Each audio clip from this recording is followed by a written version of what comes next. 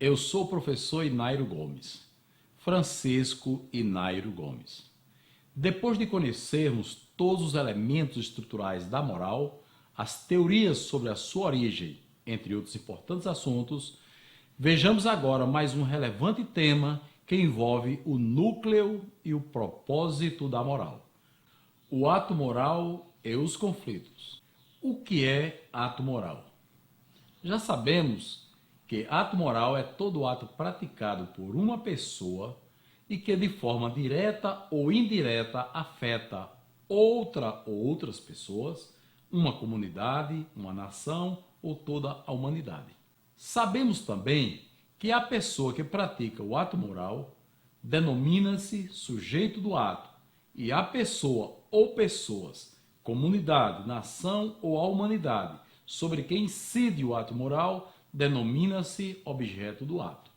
Também já sabemos que a prática de todo ato moral sempre ocorre em dois planos. O plano subjetivo, que é o plano no qual se encontra o sujeito do ato, e o plano objetivo, no qual se encontra o objeto do ato.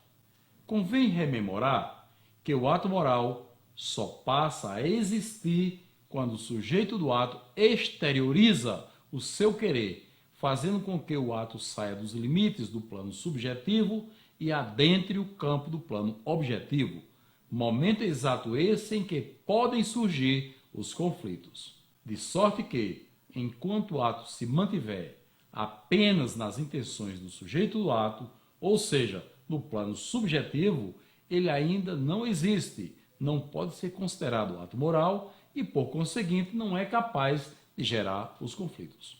Vejamos o ato moral, o sujeito do ato e o objeto do ato nos seus respectivos planos e o momento exato em que podem surgir os conflitos no quadro a seguir. Temos aí o quadro, você tem o sujeito do ato e o objeto do ato. O sujeito no plano subjetivo e o objeto no plano objetivo. E ali em cima você tem o percurso que o ato faz, ou seja, o momento exato também da materialização do ato moral e dos conflitos.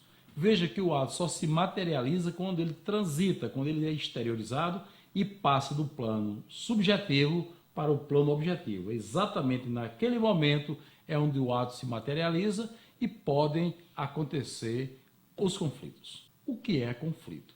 Conceito de conflito. Conflito é um estado de tensão que resulta de uma motivação interior vivida pelo sujeito quando este se depara com dois fins inconciliáveis. Classificação dos conflitos. Kurt Lewin classificou os conflitos em três grupos: o conflito aproximação-aproximação, o conflito afastamento-aproximação e o conflito afastamento-afastamento. O conflito aproximação-aproximação é a decisão entre duas coisas desejáveis, mas incompatíveis. Exemplo: situação em que um adolescente é levado a escolher entre uma festa e uma viagem. Se ele escolher a festa, não terá viagem. Se escolher a viagem, não terá a festa. São duas coisas positivas, são duas coisas atraentes, agradáveis ou desejáveis, em que ele tem que escolher entre uma delas. O conflito afastamento-aproximação é a decisão sobre algo que envolve aspectos agradáveis, mas também desagradáveis. Por exemplo, fazer uma viagem, mas ficar sem dinheiro. Uma viagem é sempre agradável, mas ficar sem dinheiro é desagradável. E conflito afastamento é a decisão sobre duas coisas igualmente desagradáveis, mas inevitáveis. Por exemplo, para uma criança, comer a sopa ou ir para a cama. Ele não está querendo ir para a cama, mas também não gosta de sopa. É aquela velha ditada: se correr o bicho pega, se ficar o bicho come. Conflito intrapessoal e interpessoal. Os conflitos podem ser de duas espécies, a saber, o conflito intrapessoal e o conflito interpessoal. O conflito intrapessoal é aquele no qual o objeto do conflito não é compartilhado e ou pretendido por outra pessoa. A decisão envolve apenas uma espécie de comportamento que é o individual. Por exemplo, assistir ao programa da TV ou ao rádio. Eu não tenho que perguntar a ninguém, eu pergunto a mim mesmo. Sou eu mesmo que tenho que solucionar este conflito. Ler a revista ou o jornal também é um conflito no campo meramente individual. Apenas uma pessoa é envolvida nesse conflito.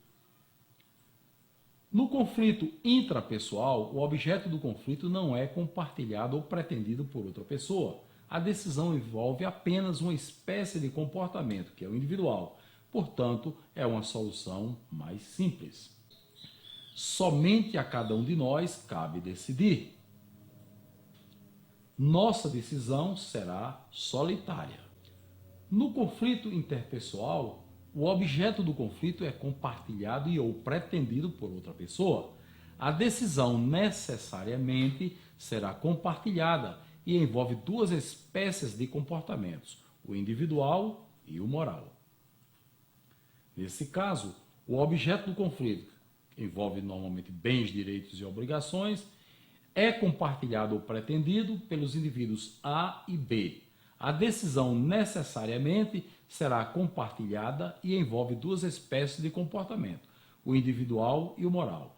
Veja ali que temos o indivíduo A e o indivíduo B. O objeto do conflito é pretendido pelos dois. Portanto, a solução é mais complexa. Considerando-se que num conflito interpessoal, o objeto do conflito é compartilhado e ou pretendido tanto por A como por B, antes de entrarmos no mérito da questão, é prudente identificar se o objeto do conflito, ou seja, os bens, direitos e obrigações, são disponíveis ou indisponíveis. Essa prudência se justifica pela seguinte razão.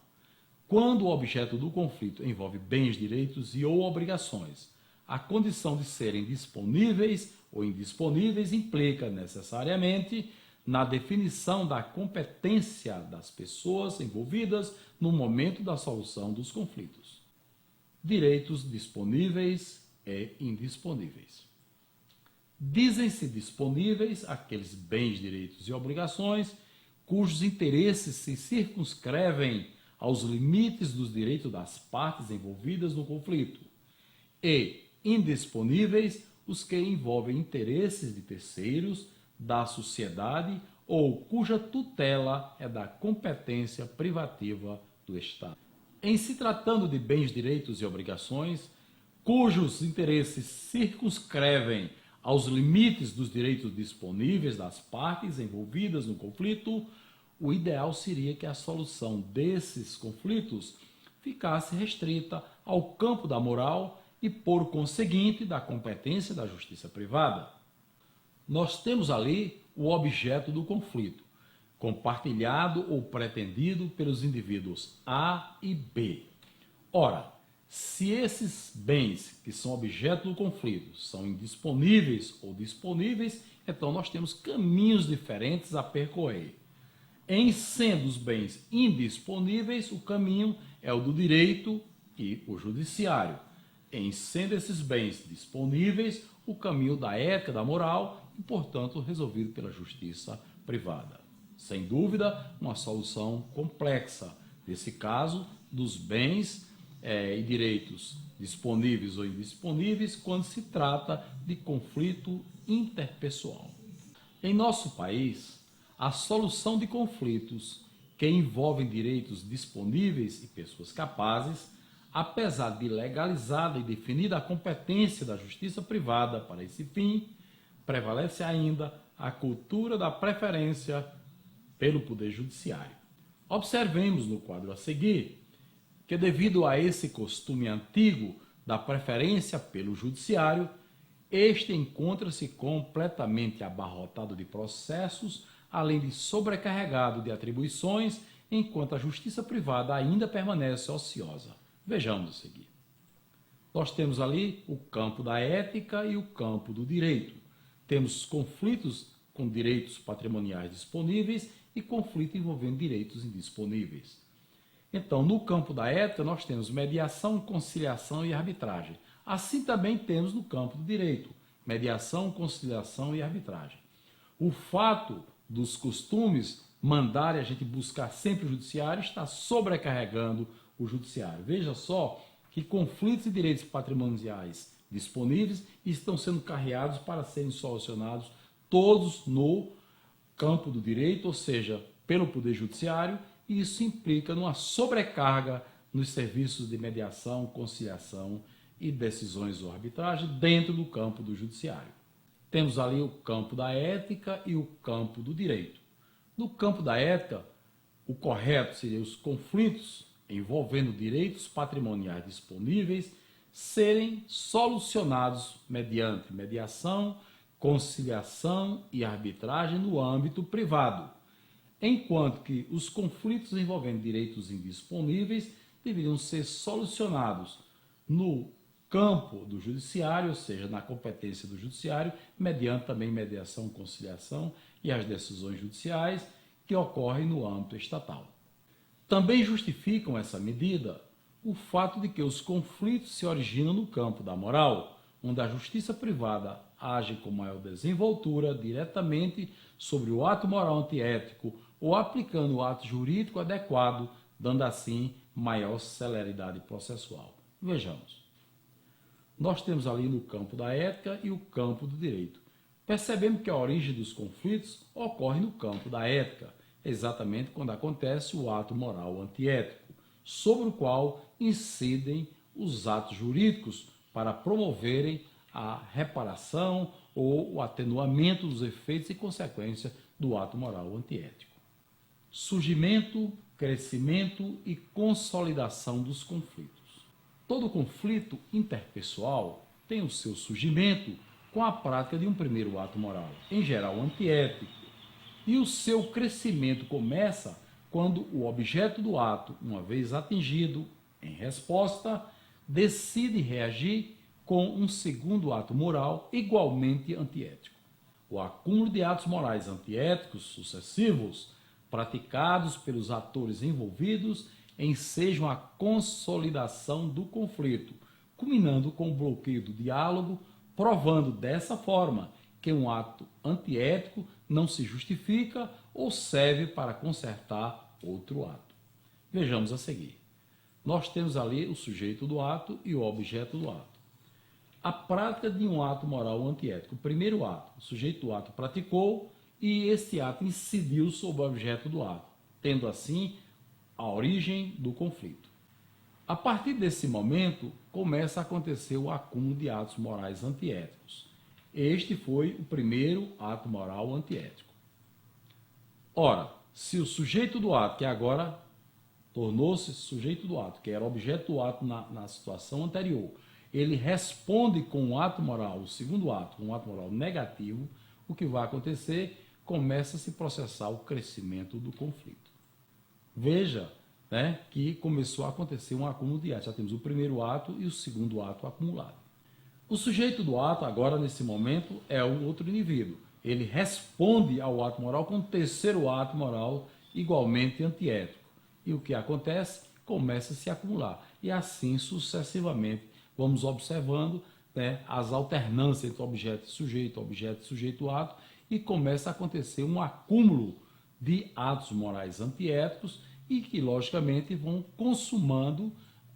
se consumar formando exatamente o conflito.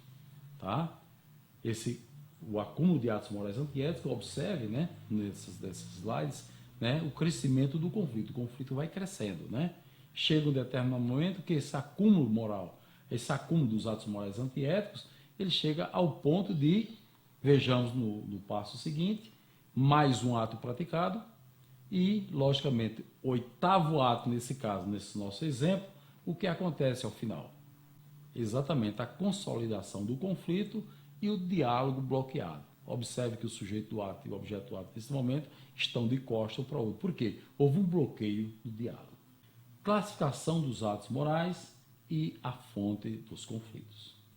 Conforme a classificação dos atos morais, sabemos que eles podem ser éticos, positivos ou construtivos, quando contribuem para a união das pessoas e para a harmonia social, obviamente, e antiéticos, negativos ou destrutivos, quando provoca a desunião das pessoas e a desarmonia social. Os atos morais sempre são praticados um de cada vez e também sempre por uma única pessoa, que é o sujeito do ato. Por essas razões, eles são considerados singulares, independentemente de quantas pessoas sejam objeto do ato. Quando estudamos a singularidade do ato moral, ali aprendemos 3 importantes lições.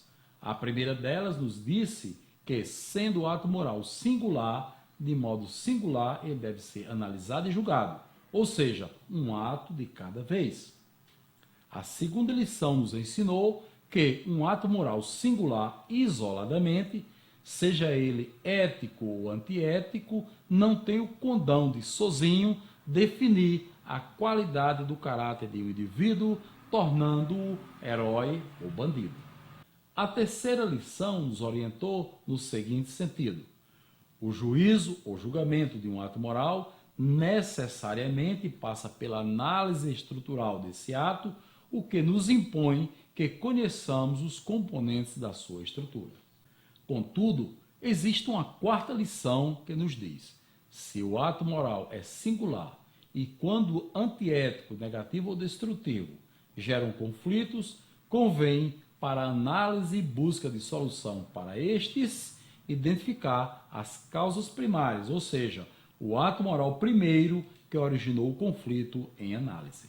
Buscar a causa primária do conflito, ou seja, identificar o ato moral que o originou, é uma recomendação a ser feita a todos aqueles que decidirem atuar no campo da mediação, visando obter sucesso na delicada tarefa de solução dos conflitos e de pacificação de pessoas.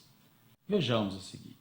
Olha, quando nós encontrarmos uma situação de pessoas em conflito, nós, se quisermos atuar como mediadores para contribuir na solução dos conflitos, do conflito e a pacificação entre as pessoas, a primeira coisa que nós temos que analisar é procurar descobrir o ato moral primeiro, o antiético, aquele que está na raiz, porque foi ali que tudo começou. Enquanto nós não encontrarmos a causa primária do ato, a nossa mediação, ela atua, mas ainda não pode ter a eficácia que terá quando nós encontrarmos a raiz do mal. Encontrada a causa primária do conflito, ou seja, identificado o ato moral que o originou, devemos utilizar com habilidade esse argumento para uma mediação bem conduzida, seguindo-se a conciliação e, se necessária, a justa arbitragem para a pacificação das partes. Por fim, resta esclarecer que o ato jurídico, ao pacificar as partes e pôr fim ao conflito, ao incidir sobre o ato moral, não tem o condão de revertê-lo, mas tão somente de atenuar, minimizar e compensar seus efeitos, uma vez que incide apenas sobre os seus resultados e consequências. Vejamos ali que temos no campo do direito o ato jurídico e no campo da ética nós temos o ato moral antiético. Observemos que aquela seta do ato jurídico incide sobre o ato moral, mas ele não vai atuar diretamente sobre o ato moral. Isso ele atua, as 2 setas maiores, mostrando que ele vai atuar sobre os resultados e as consequências do ato. Devido à irreversibilidade do ato moral, o ataque do ato jurídico visa tão somente minimizar os seus resultados e as suas consequências, razão pela qual não deve haver demora na solução de um conflito. Gente, é chegada a hora da festa. E se vocês me perguntarem, professor, que festa? Eu lhes digo, a festa da demarquia, que é a verdadeira democracia que empodera as pessoas. Vamos nos manter ligados via redes sociais, entrando em contato, assistindo aos vídeos e fazendo os cursos de capacitação da Unimérito, acessando os sites da Unimérito, www.unimerito.com, e também o site da Constituinte, www.constituintepopularetica.com. Vamos participar, gente.